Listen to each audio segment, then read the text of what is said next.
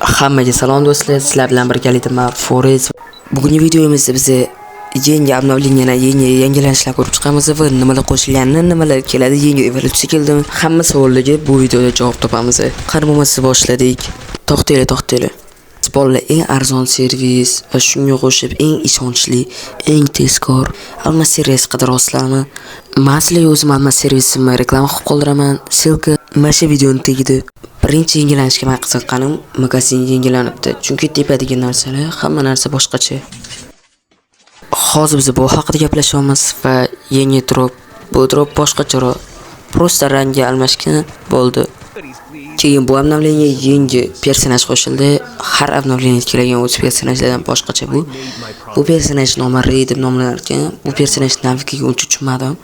Tushunganlar kommentariyaga yozib qoldirsin. Va agar sizlar lobbiga qaytsanglar, lobbida sizlarning oldingizda bitta sariq olovli hayvoncha kutib turar ekan.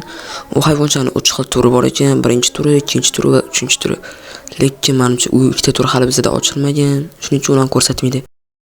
Preferga yangi katanaga skin keladi. Yangi stinkaga skin yaxshi lekin.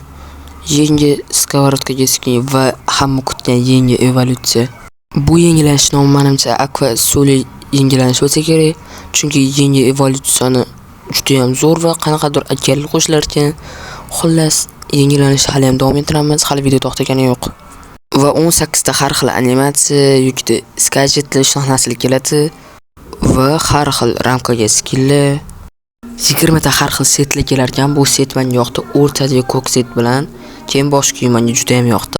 Va qurollar kelar ekan, har xil qurollar menga stinkalar yoqdi. Stinkalar normal ekan. Keyin orjaga va katanaga skilllar kelar ekan. Va bolalar Free Fire'ga skuterga otdi, shunga qo'shib ot ham. Video shundan iborat edi. Agar sizlarga video yoqqan bo'lsa, videoga like bilan obunani bosib qo'yasizlar. Telegram kanalimiz silkasi video ostida.